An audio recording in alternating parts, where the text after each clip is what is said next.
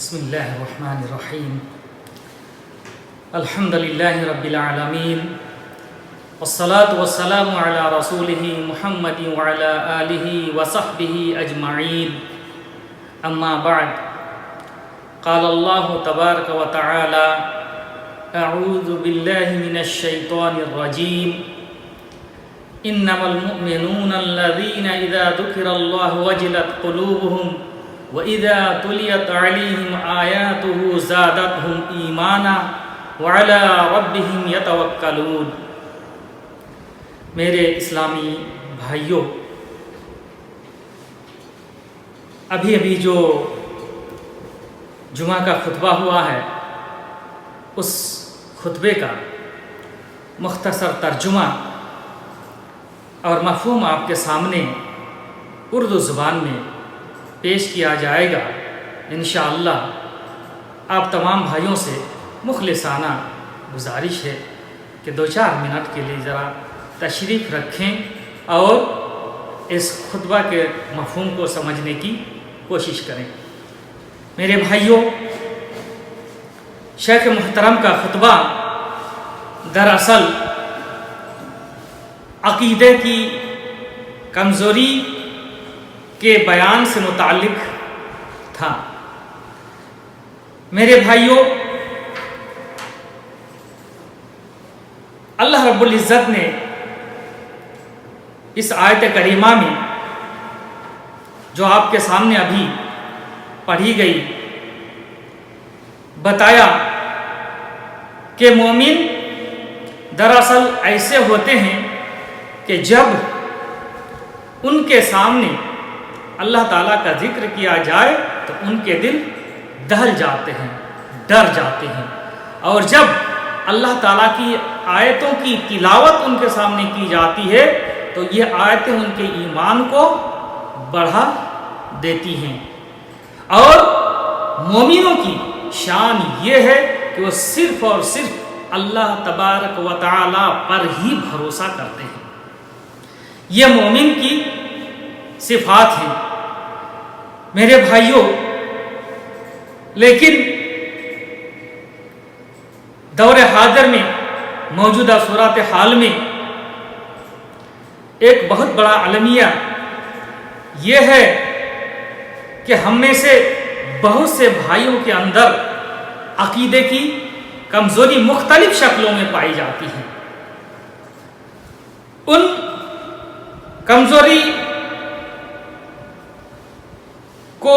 بیان کرنے کے لیے مختصر میں آپ کے سامنے کچھ اس کی شکلیں رکھنا چاہتا ہوں۔ ان شکلوں میں سے ایک شکل یہ ہے کہ ہم میں سے بعض بھائی جب کسی بیماری میں، مصیبت میں مبتلا ہوتے ہیں اور اس سے چھٹکارا پانے کے لیے حسی اور ظاہری اسباب اختیار کرتے ہیں، تو اسباب کو اختیار کرتے وقت ان کا عقیدہ یہ ہوتا ہے کہ بس یہ اسباب ہی ہم کو اس بیماری سے، اس مصیبت سے چھٹکارا دلائیں گے، اور وہ اللہ تعالیٰ پر بھروسہ جس طرح کرنا چاہیے وہ اس طرح بھروسہ نہیں کرتے ہیں۔ حالانکہ اللہ تبارک و تعالیٰ ہی ان تمام ظاہری اسباب کو مؤثر بنانے والا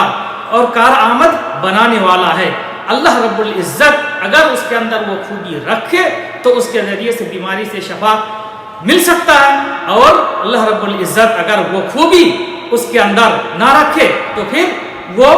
کارگر ثابت نہیں ہو سکتا ہے اور بیماری دور نہیں ہو سکتی ہے۔ یہ اللہ رب العزت کی مشیت پر موقوف ہے، اللہ رب العزت کے ارادے پر موقوف ہے۔ اسی طرح ہم میں سے کچھ بھائی جب کسی طبیب کے پاس جاتے ہیں اور ان سے جب دوا علاج کراتے ہیں، اس وقت ان کا حال یہ ہوتا ہے کہ ان کا دل بس اسی طبیب سے اور دوا علاج سے ہی جڑ جاتے ہیں، معلق ہو جاتے ہیں، اور اس وقت وہ اللہ رب العزت کو بھول جاتے ہیں، اللہ رب العزت سے گڑ گڑا کر کے اس بیماری سے شفا نہیں طلب کرتے ہیں، اللہ رب العزت سے دعائیں نہیں مانگتے ہیں، صرف طبیب اور دوا علاج پر ہی وہ انحصار کرتے ہیں اور ان کا یہ خیال ہوتا ہے کہ بس اسی کے ذریعے سے ہمیں شفا مل جائے گا اور ہمیں بیماری سے چھٹکارا مل جائے گا۔ تو یہ یقیناً عقیدے کی کمزوری اور خرابی ہے میرے بھائیوں۔ اسی طرح ہم میں سے بعض بھائی کو جب کوئی مصیبت اور بیماری لاحق ہوتی ہے تو وہ جادوگر اور کاہنوں کے پاس جاتے ہیں اور ان سے اپنی بیماری سے چھٹکارا پانے کے لیے درخواست کرتے ہیں اور وہ ان کا علاج کرتے ہیں۔ حالانکہ جادوگروں کے پاس جانا اور کاہنوں کے پاس جانا یہ بہت بڑا شرک ہے۔ اللہ کے رسول صلی اللہ علیہ وسلم نے بیان فرمایا، من اتا عرافا او کاہنا فصدقہ بما یقول فقد کفر بما انزل علی محمد، کہ جو شخص کسی عراف کے پاس یا کاہن کے پاس، نجومی کے پاس جائے اور اس کی کہی ہوئی باتوں کی تصدیق کر دے تو گویا اس نے محمد صلی اللہ علیہ وسلم پر اتاری گئی شریعت کا اس نے انکار کر دیا۔ اتنا بڑا نقصان ہے میرے بھائیوں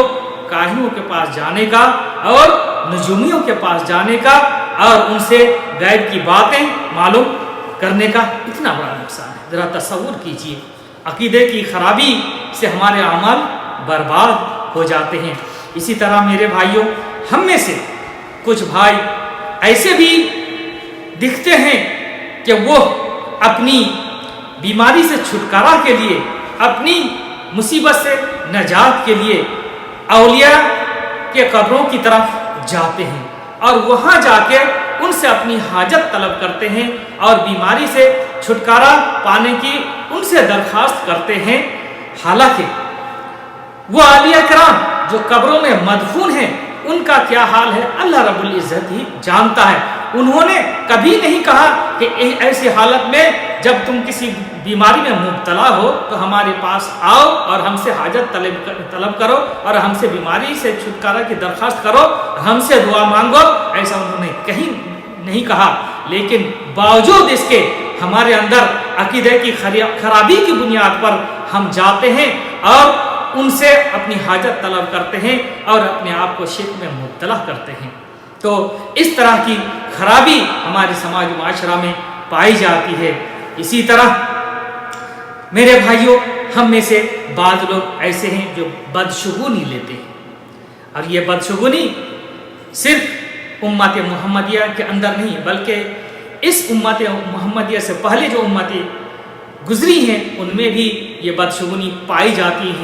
جاتی تھی، اور زمانے جاہلیت میں بھی بدشگونی موجود تھی۔ ان کا ایک طریقہ یہ تھا کہ جب وہ کسی اہم کام کرنا چاہتے تو وہ یہ کرتے کہ ایک پرندہ اڑا کر کے بدشگونی لیتے، اڑا کر کے دیکھتے، وہ پرندہ اگر دائیں طرف چلا جاتا تو وہ سمجھتا کہ ہمارا یہ کام پورا ہو جائے گا اور ہم اس میں سفل ہو جائیں گے، کامیاب ہو جائیں گے۔ اگر وہ پرندہ بائیں طرف ہو جاتا تو وہ یہ سمجھتے، وہ اپنے عقیدہ قائم کر لیتے کہ ہمارا کام پورا نہیں ہوگا، ہم اس میں کامیاب نہیں ہوں گے۔ اس طرح کی عقیدے کی خرابی ان کے اندر پائی جاتی تھی۔ جبکہ اس طرح کی مصیبت میں، بیماری میں جب ہم چھٹکارا چاہتے ہیں تو ایسی صورتحال میں، ایسے موقع سے حضرت ابراہیم علیہ السلام کا قول یاد کرنا چاہیے جس کو اللہ رب العزت نے قرآن کریم کے اندر بیان فرمایا، وَإِذَا مَرِضْتُ فَهُوَ يَشْفِينِ، جب میں بیمار پڑتا ہوں تو وہی مجھے شفا دیتا ہے، یعنی صرف اور صرف اللہ رب العزت ہی مجھے شفا دیتا ہے۔ اسی طرح اللہ کے نبی حضرت ایوب علیہ السلام کو جب پریشانی لاحق ہوئی تو انہوں نے رب سے دعا فرمائی۔ اس کا بیان کلام پاک میں ہے، وَأَيُّوبَ إِذْ نَادَى رَبَّهُ أَنِّي مَسَّنِيَ الضُّرُّ وَأَنْتَ أَرْحَمُ الرَّاحِمِينَ، انہوں نے اپنے رب کو پکارا اور کیا کہا کہ مجھے بیماری اور پریشانی لاحق ہو گئی ہے اور آپ ارحم الراحمین ہیں، رب سے فرماتے ہیں آپ ارحم الراحمین ہیں، سب سے زیادہ رحم کرنے والے ہیں، چنانچہ اللہ رب العزت ان پر رحم کرتے ہیں اور اس بیماری سے ان کو شفا دیتے ہیں۔ تو اس طرح کی چیزوں کو یاد کرنا چاہیے اور قرآن کریم کا مطالعہ بھی ہم کو کرنا چاہیے کہ بیماری سے چھٹکارا حاصل کرنے کے کیا طریقے ہو سکتے ہیں۔ ظاہری اسباب اختیار کرنے کے ساتھ ساتھ اللہ رب العزت سے دعا مانگنی بھی ضروری ہے میرے بھائیوں۔ ظاہری اسباب کو مؤثر بنانے والا، کارآمد بنانے والا صرف اور صرف اللہ تعالیٰ کی ذات ہے۔ اللہ رب العزت نے یہ بیان فرمایا وَمَن يَتَوَكَّلْ عَلَى اللَّهِ فَهُوَ حَسْبُهُ، جو شخص اللہ رب العزت پر توکل کرتا ہے، کامل بھروسہ کرتا ہے، تو اللہ تبارک تعالیٰ اس کے لیے کافی ہے۔ تو اس طرح کی چیزیں ہمیں ہمیشہ دھیان میں رکھنا چاہیے اور عقیدے کے اندر جو فساد ہے، بگاڑ ہے، اس کی اصلاح کرنی چاہیے، شرک سے بچنا چاہیے، چونکہ شرک ایسی بیماری ہے میرے بھائیوں، شرک کے ساتھ دوسرے اعمال بھی قبول نہیں ہوتے ہیں، اور شرک ایک ایسی بیماری ہے کہ اللہ رب العزت اسے کبھی معاف نہیں کرے گا، اللہ کہ انسان اپنی زندگی ہی میں توبہ نصوح کر لے اور اللہ رب العزت سے پوری طرح مغفرت طلب کر لے، ورنہ اللہ رب العزت شرک کو معاف نہیں کرے گا۔ اللہ رب العزت سے دعا ہے کہ اللہ رب العزت ہمیں کتاب و سنت کا علم حاصل کرنے کی توفیق عطا فرمائے اور ہمیں اپنا عقیدہ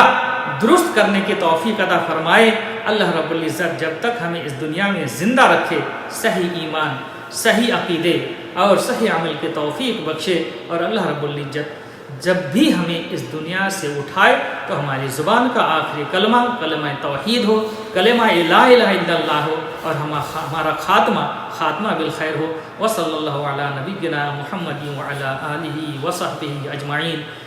وجزاکم اللہ خیرا۔